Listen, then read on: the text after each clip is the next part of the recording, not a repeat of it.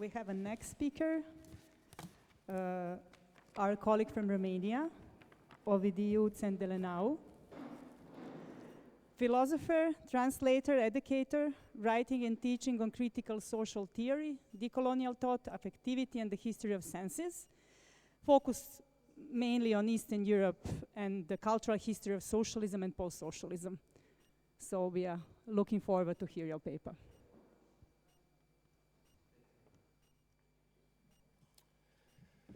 Good afternoon.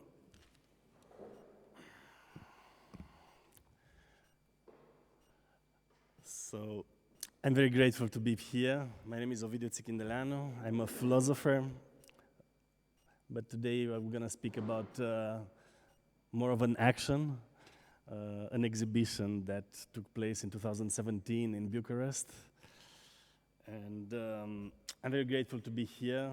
Thank you for having me. And there were so many common threads that I heard, and we would have to pull them in detail. And you know, I heard from Andrea, from Jelena, from Tanya too, this experience of the reaction through laughter to when bringing this universe of peace to the table. And I have to say this was exactly one of the experiences that prompted me, Raluca Voina, and Igor Mocanu to organize this exhibition in 2017.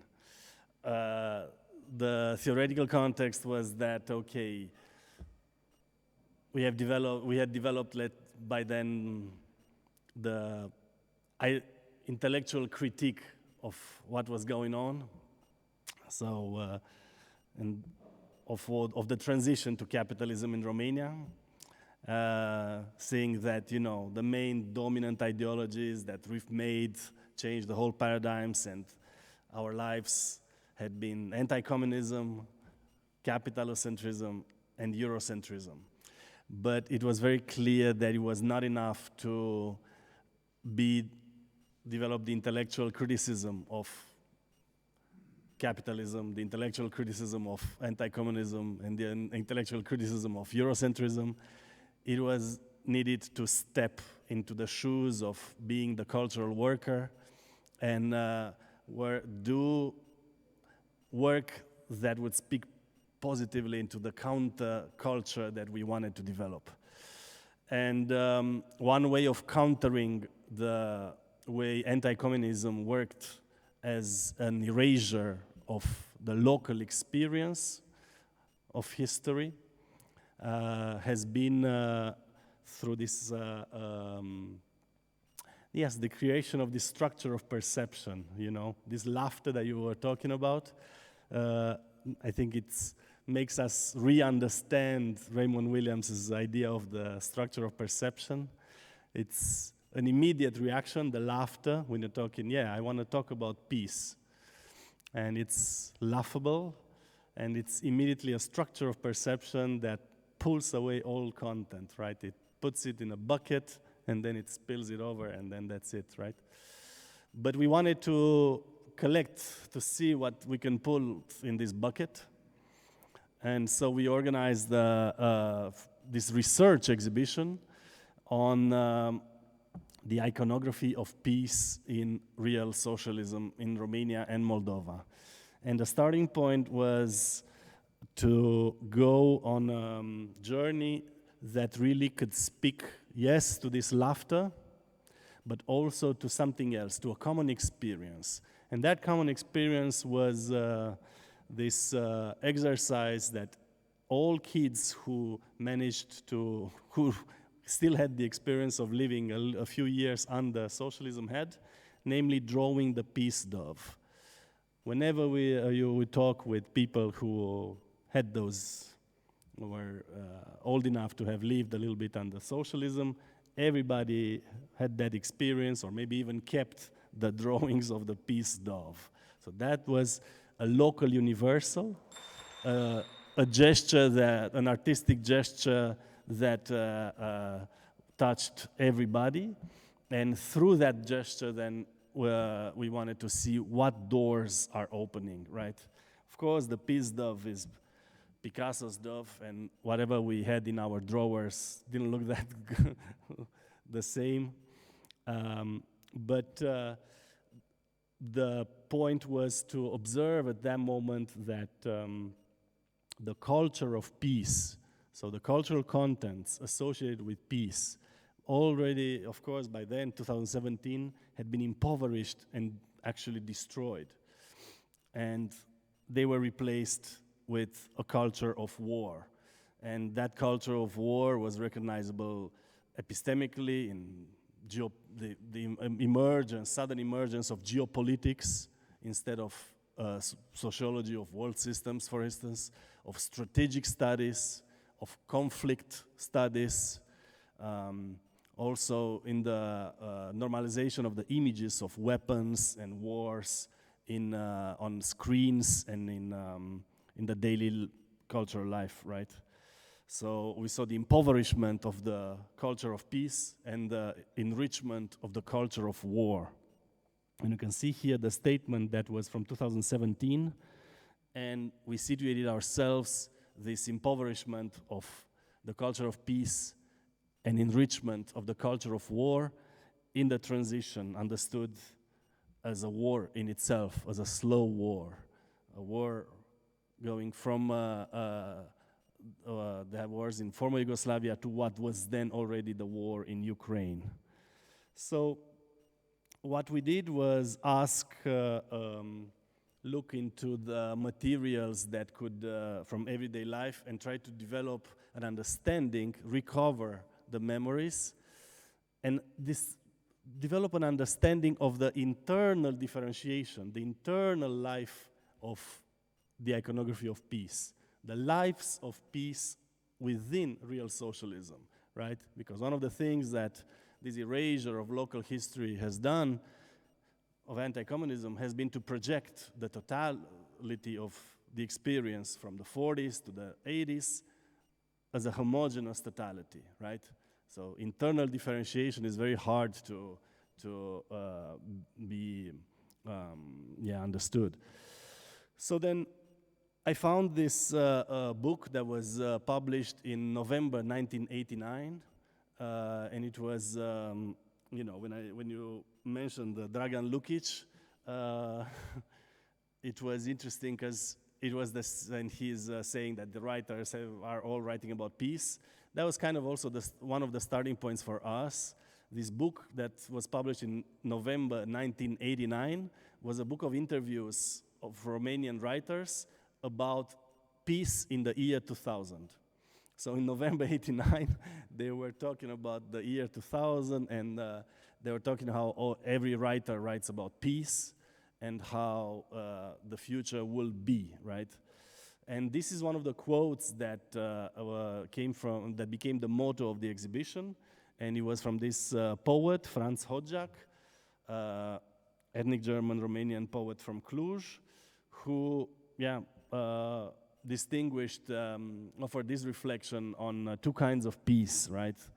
And of course, the writers were the ones not fighting for final peace, for the bomb that kills us all, but for the daily peace. And that was key in our approach, understanding what daily peace was, and that this internal differentiation within the lives, the cultural lives of peace in real socialism had been really wide and really rich. Once we started asking people, because it was a research exhibition, right?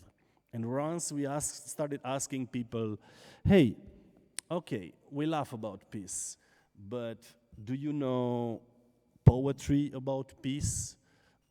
Rock songs about peace, paintings about peace, festivals about peace, events about peace, conferences about peace. Then all of a sudden the laughter turned into, oh yeah. Everybody had something to put on the table.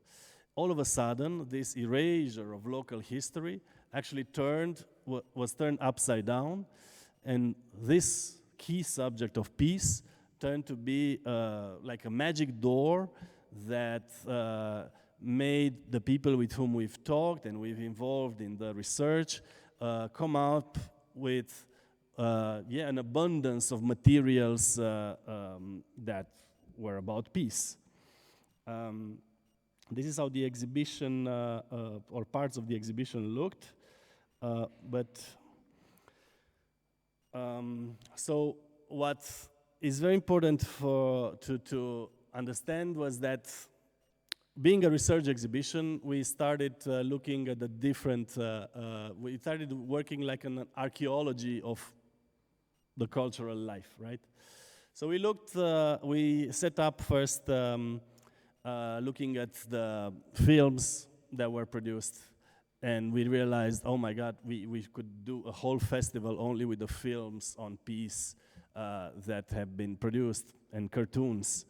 Then we looked about on the songs, on the rock scene especially, LPs produced, and we had so many that we thought, oh, we have to do an entire exhibition only about this. And then we look on the poetry, and the same thing, just materials kept on coming up.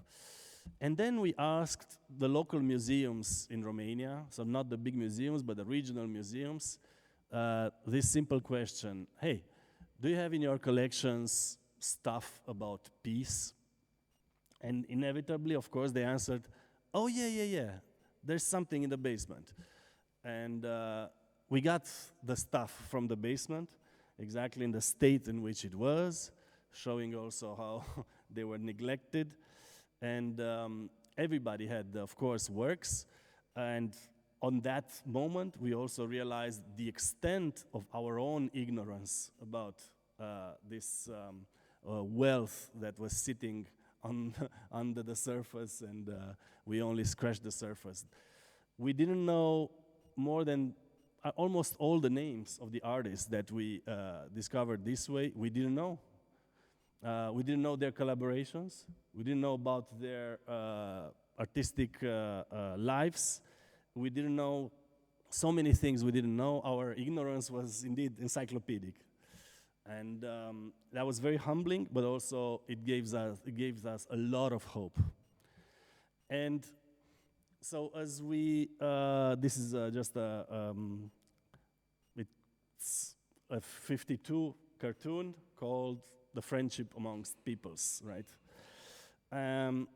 And we realized that there was indeed an internal life of peace that could be understood from all these different materials put together.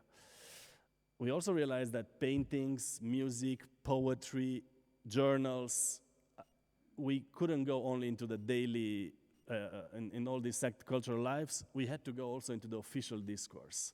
So we set up a research on how peace had been conceptualized in the official documents of the Romanian Communist Party, on the congresses. So we created a dossier that had, I don't know, like 1,000 pages, first documenting it and making it open so that people could add, while coming to the exhibition, their own materials. But they could also see together how peace had been conceived in the official discourse too. Because there too, we came to understand that peace had a very rich and wide internal life.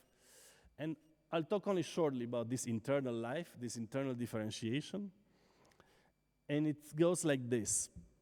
Basically, we can split it in, let's say, two, just for the sake of keeping things simple. In the first decade, so late 40s, 50s, you have a concept of peace which is related to the war. So it's anti-war and anti-fascist. So peace is defined through this negative interpolation, yeah? So let me see. Maybe I should go to the images. So you have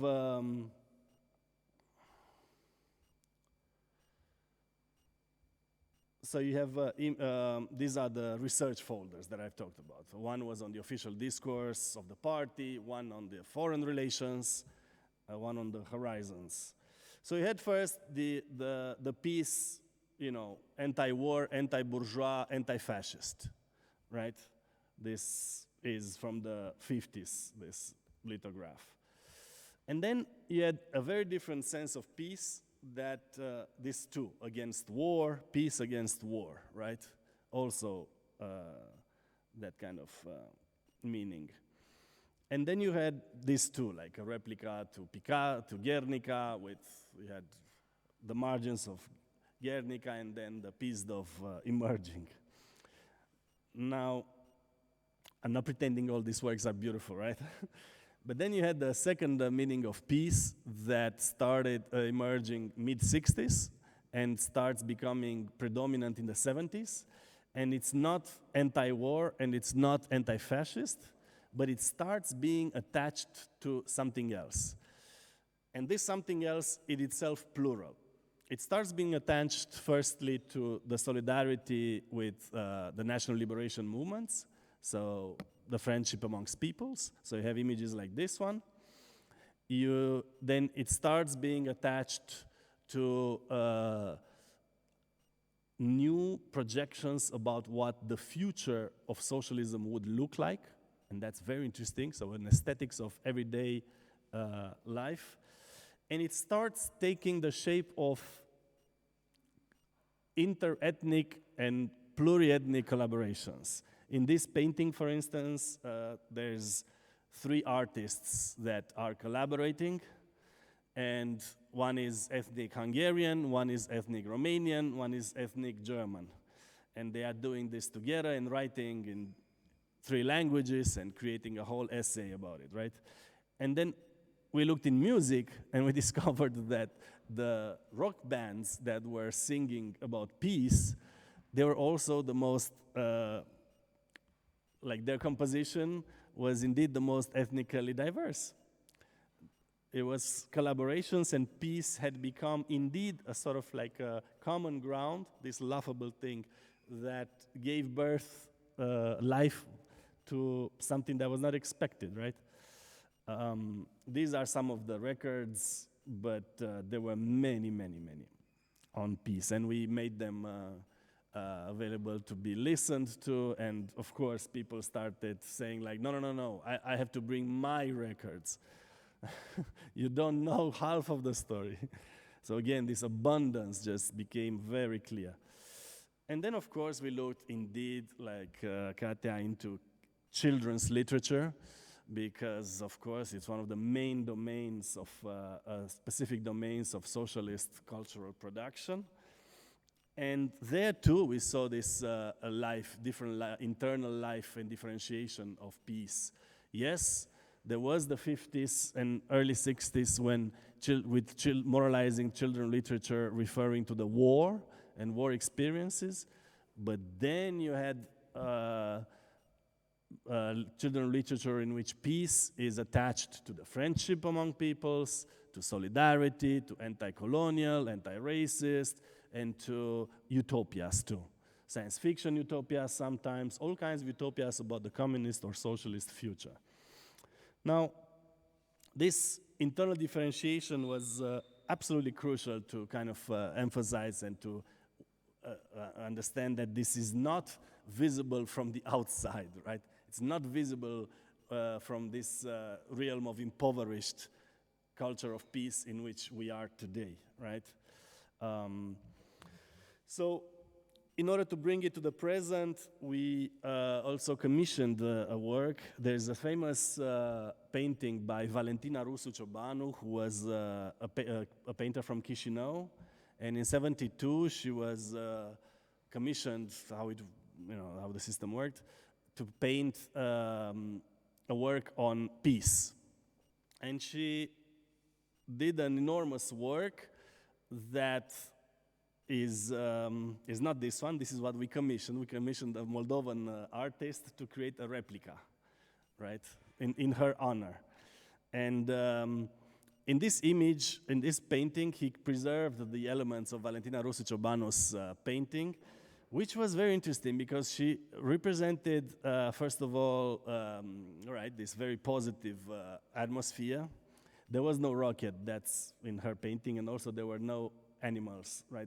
These are Marc Verlaan's contributions, but he kept what Valentina Russo structured in this painting, namely these three interracial couples and all this repertoire of fashion, of socialist fashion, that was, you know, the purses, the records, the pants, all this fashionable appearance that represented for her daily peace, indeed, right? So this other concept of peace.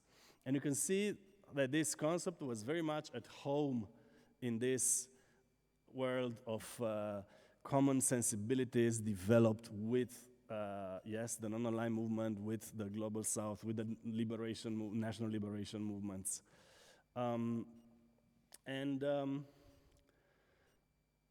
then it, in this second life of peace, made us return a little bit to the first life of peace and get into the concepts, right?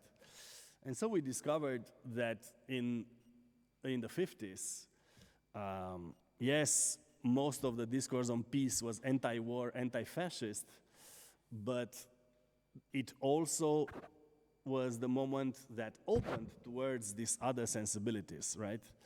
So in this magazine, which was very popular, Horizons, you had, and we discovered, again, our ignorance being encyclopedic, we discovered that in the 50s, they had translated already and had discussions about negritude, about how to talk about racism in the Romanian language, the words, very interesting theoretical discussions, which kind of disappeared all the way 50 years later, right?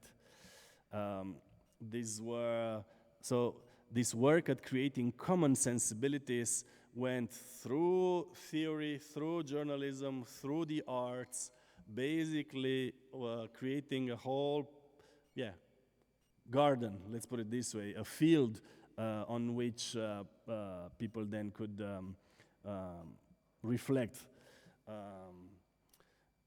on what the future could be like, right? So peace became not only the goal, was not the goal, but actually the cultural field, the basis on which you build anything else, the socialist future, the communist future, and so on.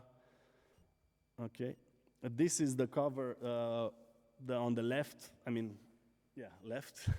You could see the cover of this book of interviews from November 1989 that was speculating about the year 2000. And again, here too, the journalist is an ethnic Hungarian journalist from Cluj, interviewing writers from all ethnicities in Romania. You can see that even that here too, peace and the discourse on peace is the common ground. It actually is. Yeah, it was laughable propaganda, and yet it was the common ground on which all these very different people actually did meet. So documenting these encounters and the fact that they happened on the territory, let's put it this way, of peace, was a crucial, let's say, discovery, right? That we didn't know before. We couldn't assume. Now, this also brought into, how much time do I have? 5 minutes, okay. So, what the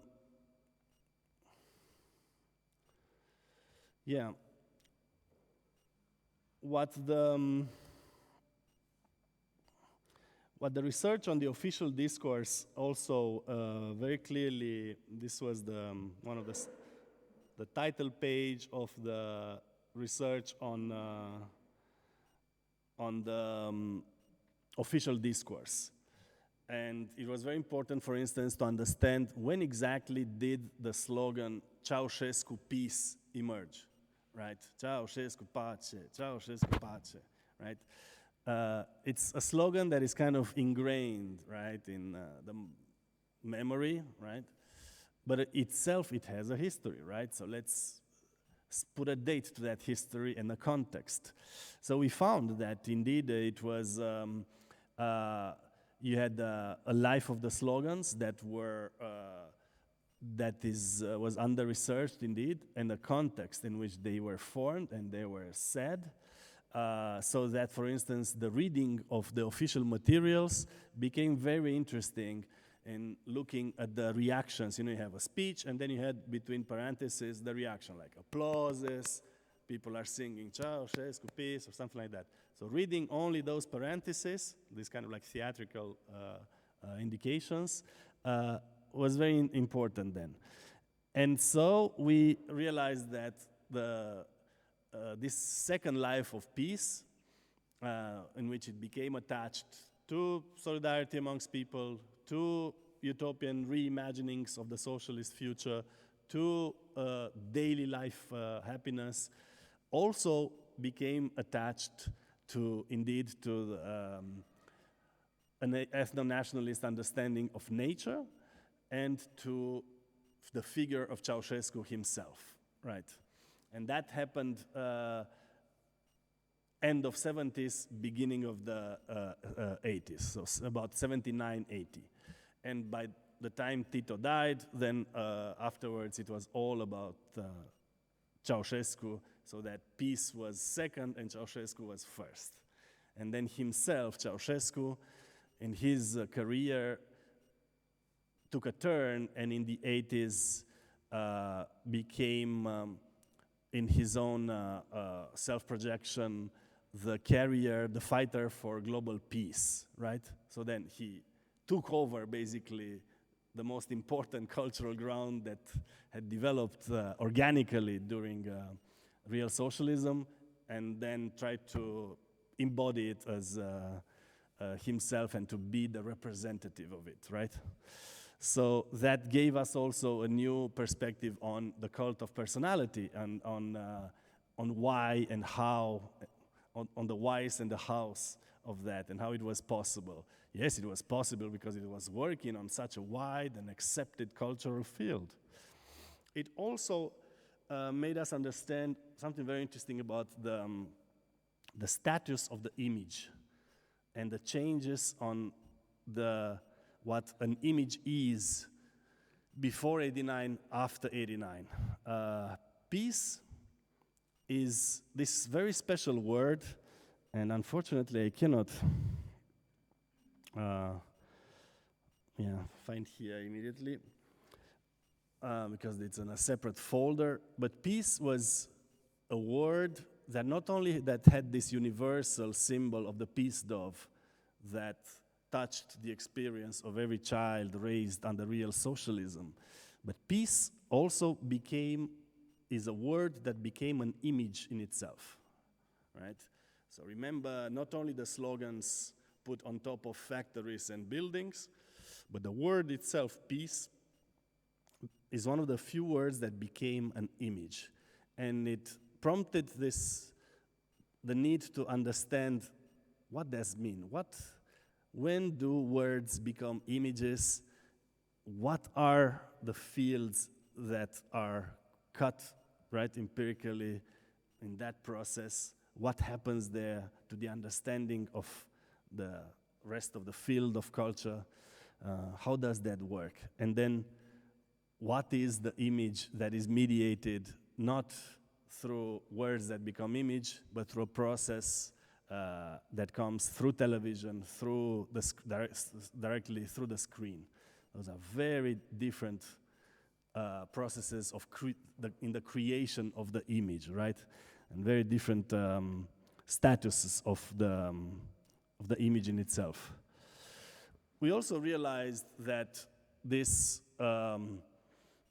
research is something that is opening more than answering, that it's something that by definition should be iterative, that it's something that is a question that can be asked and would have very different answers but for sure, rich answers in different places, right? We imagine how would that look in Gaza, if you ask this question. How would that look in Berlin? How would that look, the same question of the iconography of peace here or in Belgrade? And then we also understood that our ignorance, it's something, it's a good it's a starting point. We passed this crossword to the participants, and it was just one of the thousands of crosswords, thematic crosswords on the theme of peace that were in all these journals, and we passed it to the visitors, and it's very simple, right? I mean, it's things that should be common knowledge, and they were not. They were not. We all had troubles solving it, but the sheer exercise made us understand that daily life culture, right, and an understanding of arts and of including those paintings within a broader view of what the cultural field is. This is the key to go about not only a revisiting of and revaluing of the socialist past, but of reviving the culture of peace against the culture of war. Thank you.